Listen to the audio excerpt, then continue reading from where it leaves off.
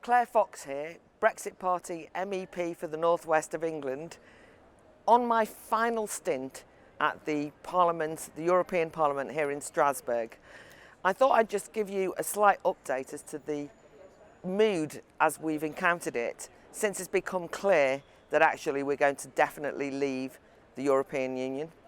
It's very interesting being with my fellow MEPs from all around Europe because I think that they have now finally accepted the democratic will of the British people and know that we are actually leaving the European Union.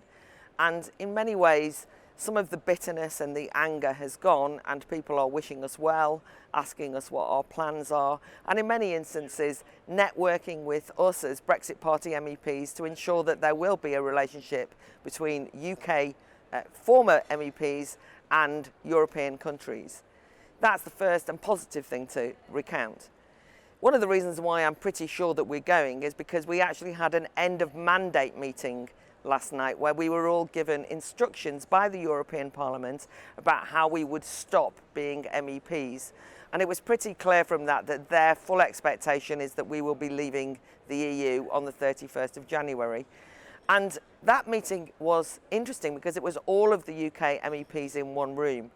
Rather disconcertingly, there was less harmony and love in that room than maybe there has been in the Parliament itself, with our British fellow MEPs, particularly those from other political parties, being rather churlish, nasty, unpleasant and sectarian in the way that they dealt with us and their reactions to some of the questions that were being straightforwardly asked about moving forward. That's one thing to tell you.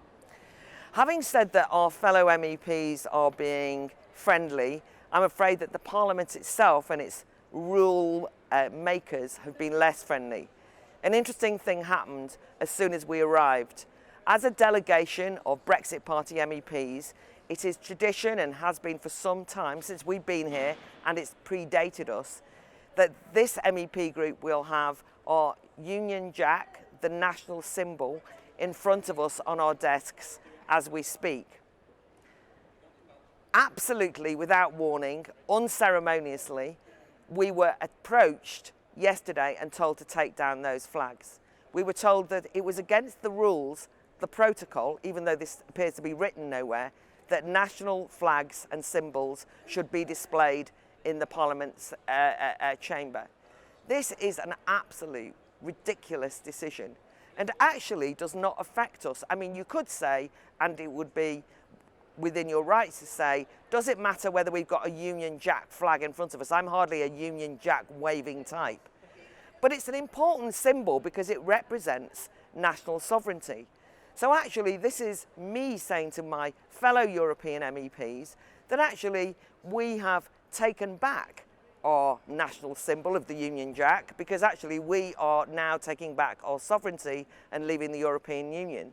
But actually we would fight for their right, those of them who want to stay in the European Union, to not be bullied by a federalist agenda, and that they themselves, because many other MEPs have their union flags in front of them, not their union flags, their national flags in front of them as they speak.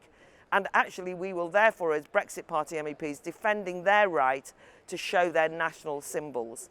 Because as you'll see behind me, this place is drowning in flags and symbols, but they're all of the European Union. The EU claims not to want to destroy national sovereignty, but I think the small-minded, churlish behaviour of removing a national flag, of banning a national flag in this way in the last few days of our mandate here, just seems to me to symbolise the way that they want to move forward, which is to basically stamp all over national sovereignty and national rights. And I think that is a disaster. So I will be reporting back from the rest of the Parliament at the end of this session in a couple of days. I'm now going to go off and hear two guests that we've invited as Brexit Party MEPs, Danish MEPs who are actually leading the No campaign in Denmark, which is just to show that Euroscepticism is not British, it's actually European-wide, and that Brexit Party MEPs are not xenophobic or not uninterested in what's happening in different European countries, but are actually interested in helping radical Democrats in all countries fight for their own national sovereignty. Thanks for listening.